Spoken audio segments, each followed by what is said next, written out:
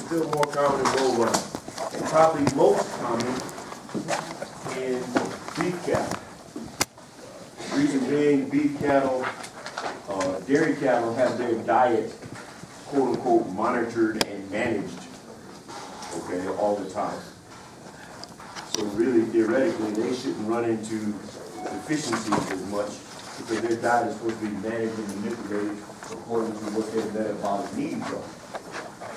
Whereas beef cattle are basically grazing out there in the pasture, unless you have money to just like feed them grain and hay. And so they're more likely to come up with magnesium deficiency. All right? Now, this usually happens most commonly somewhere within a couple of months of calving, because there's a loss of a lot of magnesium in milk, as well as magnesium being excreted with urine and that type of thing. All right? So when you have a lot of milk going out, there's magnesium loss. There's no hormonal control of magnesium, so animals have to take in magnesium every day. Okay, now, magnesium is essential to a number of different cell metabolic type functions, but it is essential also in maintaining resting membrane potentials.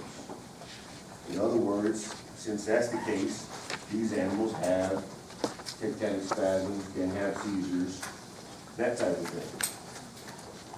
All right, a lot of times loss of magnesium or deficiency of magnesium will lead to like sustained contraction of myofibrils. So, on top of all these wild neurologic things, they're showing a lot of problems. I mean, on top of all the neurologic stuff, they're showing problems with musculature because that magnesium is essential to maintain those normal resting potentials in the muscle. All right, so highest incident, beef cattle, within about 60 days of calving. Okay, now, if you have this happening within 60 days of calving, remember peak lactation, 4 to 6 weeks after calving. So if it's happening during that time, what other mineral can we be short on? Calcium. So there are many times you have a concurrent calcium deficiency, which is why a lot of solutions that are made for treating hypocalcemia also have magnesium in them, or a lot of times stuff that is for vasectomy has calcium in it also, because there are a lot of times you have a concurrent deficiency. Right? Now, these animals are showing all these wild-looking neurologic signs: hyperexcitability, hyperesthesia, muscle spasms, fasciculation, seizures, erect ears, abnormal behavior with bellowing, frenzy, galloping, staggering. All of those things can look just like rabies, look just like furious rabies. Again, I said it before in class, especially now that we're talking about neurological. Rabies can resemble a lot of different neurologic conditions. You have like the furious form and the dumb form. So rabies is always a possibility when you have a neurologic condition, and you always need to treat animals as such, or protect yourself as such. Okay.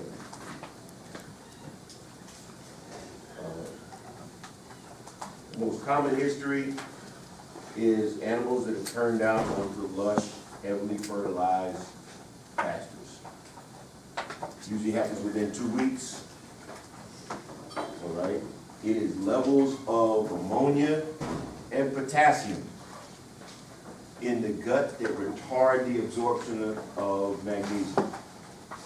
So that fertilizer is full of ammonia and potassium and some other things. But the ammonia and potassium in that fertilizer is what causes the retardation of absorption of magnesium in the gut. Hence, heavily fertilized pasture. The lush part is just high moisture content. That means stuff flows through there really quick. Okay? If an animal has diarrhea, four-legged, two-legged, whatever, if it's got diarrhea, stuff is going by so fast you cannot absorb good nutritional content from it because it's going by so fast. But with these animals, with all this moisture, all right, in those grasses, it's going by so fast, the contents of the gut, that they're not absorbed, don't have time to absorb magnesium from it.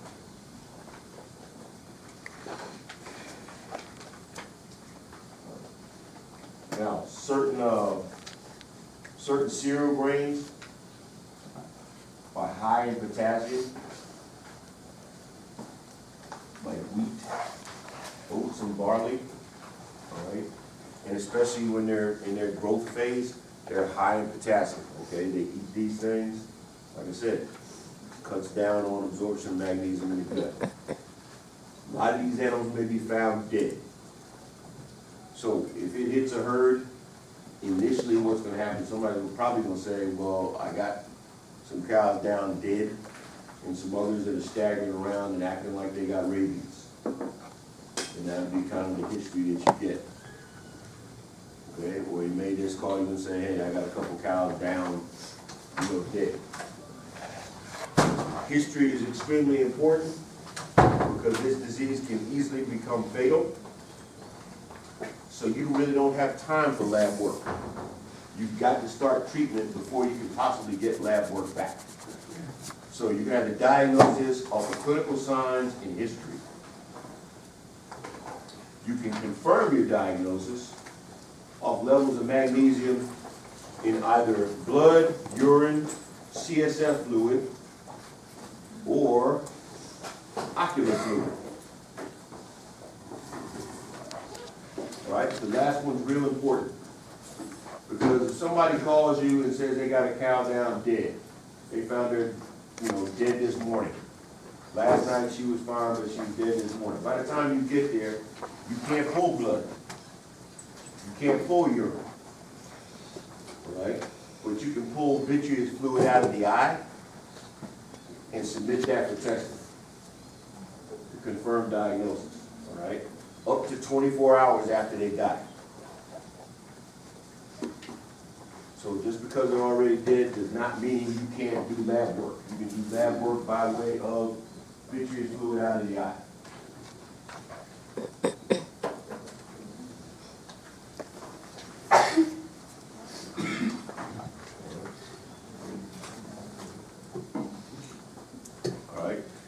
History and clinical signs. So like I said, this could look like rabies. This could look like nervous ketosis. Very easy, right? A lot of the signs are shared.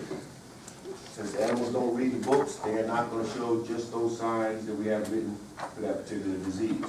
They'll show shared signs. The ataxia, the hyperexcitability, all those kind of things. So, history and clinical signs will have to send you down that right path. Like I said, the majority of the time, it's animals that were turned out on new pasture.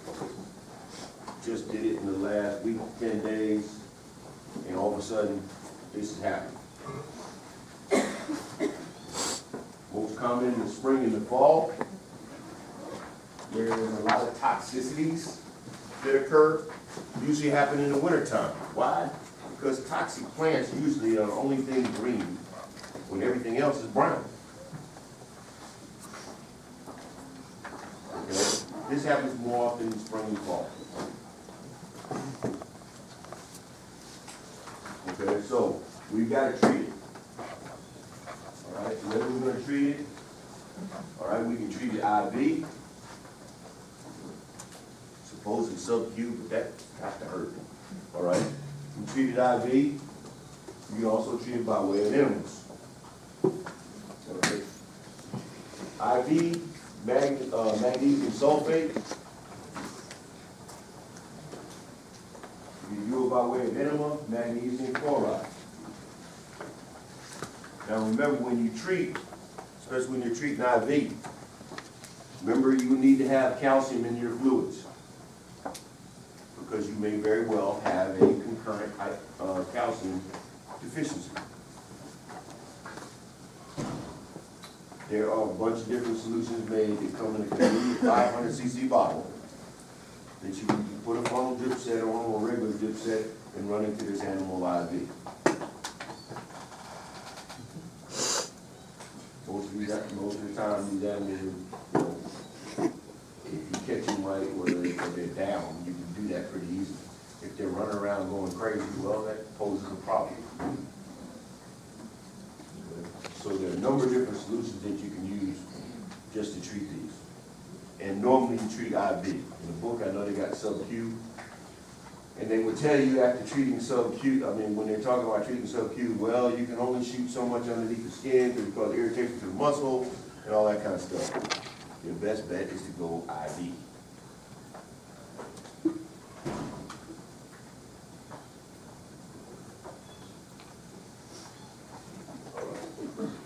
IV administration of magnesium and calcium salts combined.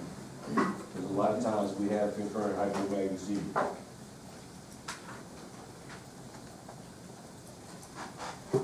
All right, so what are we going to do to prevent it?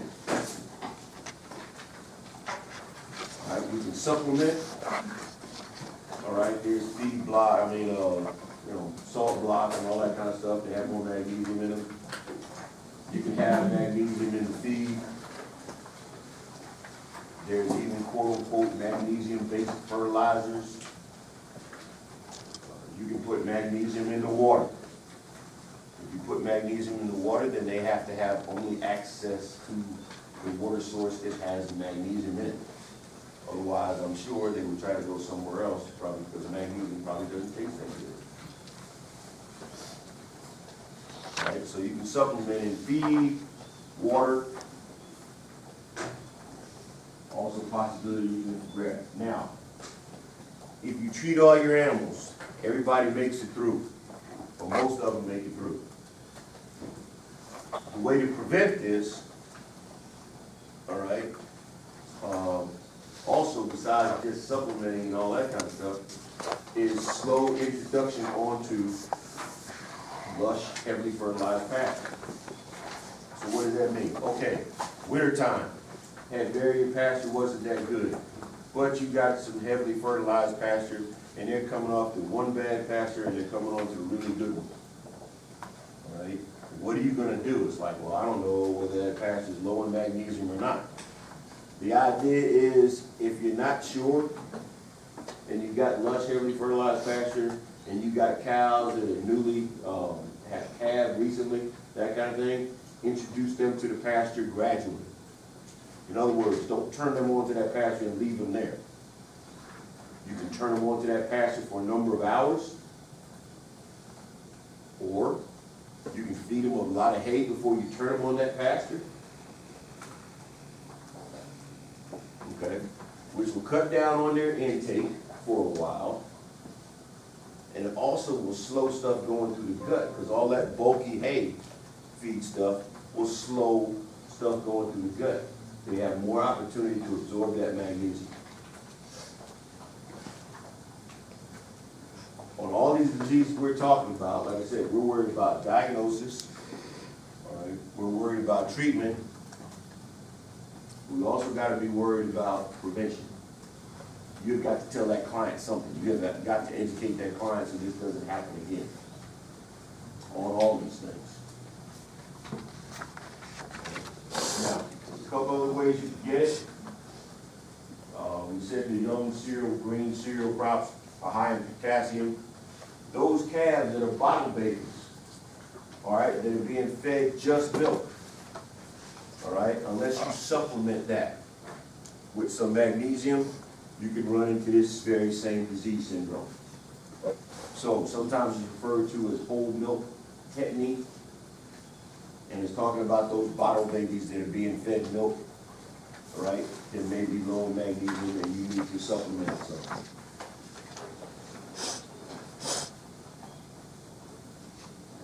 Okay. So I'm trying to differentiate this from rabies and nervous ketosis. You got rabies, nervous ketosis, and grass tetany. They're all showing signs of being crazy. Now, somebody told me one time that rabies, they don't have snapping of the eyelids or something like that. Well, guess what? You know, there's a bunch of them that have snapping of the eyelids. That's not going to tell me anything. If I have an animal running at me, trying to bite me, I'm not looking for snapping of the eyelids. Right? I'm not waiting that long. So the idea is, what are you going to do? All right, you get an animal, and you get an animal in the pen, or you get an animal in the head gate. How are you going to differentiate grass tetany from nervous ketosis or rabies? Huh? That's in a perfect world. Okay? And that'd be great. But we're not in the perfect world. So how are we going to differentiate those three diseases? Yeah.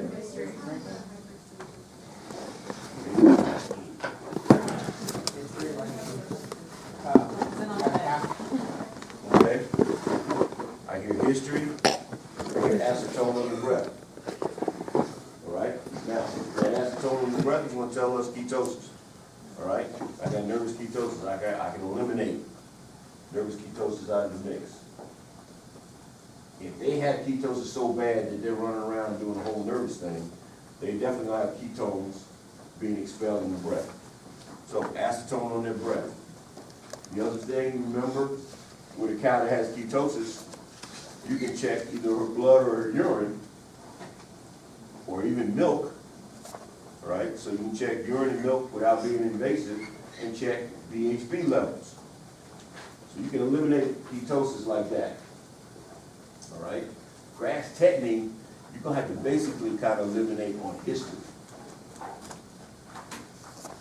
All right? Clinical sign-wise, it's going to be difficult to differentiate it from rabies.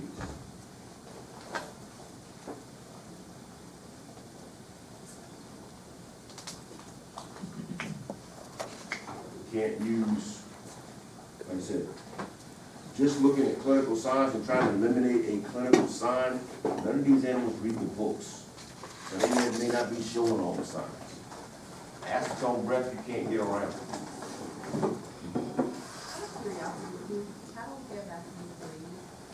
No. Not typically. Do they get rabies? Yes. We've had cows that came into rabies. Excuse me? So why don't they vaccinate rabies? Probably they don't want to pay for the vaccine. Now you're going $10 a cow. They're kind of up in the air. It's not that common, but we do get it. And we've had it in here. And the problem is, a lot of times your history is sketchy. When we had the cow come in here with rabies, it came in basically showing signs of indigestion. Now, when I was in school, we had a professor that was like really serious about infectious diseases, and we learned about rabies for like 2 weeks. Me personally, I can't see 2 weeks of rabies for nothing. It should be for After an hour, I think I've learned all the rabies I need to know. Okay, but we learned it for like 2 weeks, and they told us the cows would bellow, and they would do this and they would do that. Well, the cow that came in here had indigestion, but it had hypersalivation, okay, kind of along those lines. Wasn't that acting kind of weird? It wasn't until the animal died that the owner told us, oh yeah, you know, I had 2 other cows that used to hang out with this cow, and I think a bat bit one of them. Well, I saw a bat on one of them, and she was acting crazy, and usually she was real mild-mannered. Well, maybe you should have told me that before you got the cow here. So, you know, getting a good history on rabies is just usually kind of sketchy. It's like you eliminate everything else and then be real careful. Okay? Yeah. Can we test the pasture levels of magnesium? You can. You How can. long is that? Typically is not done. Typically what folks are looking at is if you got a good pasture management and you're not turning them from one level, one heavily fertilized pasture one barren pasture to a heavily fertilized one, so your introduction of that potassium and ammonia is so strong, you're okay. But when you start doing that, like I said, you've got winter pasture, and all of a sudden you're going to spring. Okay, now you've got a load of potassium in that young growing grass, and that leads to it. You may not just be able to just test the soil and go, okay, I know I got low magnesium. Sometimes it's depending upon what kind of grasses and that kind of thing, how much they pull out the soil to tell you what you got. But you may have what, in other words, you may test the soil and it may say, okay, the soil's not magnesium deficient, or it's not too heavy in potassium, but you have plants that pull a lot of potassium or concentrate potassium. All right, so end up cow getting it. Yeah. Would you expect for the grass technically to be more than like a herd problem instead of one cow? Yeah. Yeah. Now, when it shows clinically, it may start out with one cow or two cows, and then eventually, if you don't get them off there, then you're gonna have all of them going through it. It's kind of like, you know, individual animals have different parasite loads they can tolerate. Long enough, you get enough parasites, everybody's gonna show it. But initially, you got a few that are gonna be more susceptible, and they'll show it, and then a few more will show it, and that kind of thing. Usually you catch this relatively early because they die. So people don't usually sit on that like they do on other things, like, well, let me wait a while and see if it gets better. The fact that you're showing severe neurologic signs and tremors and all of that,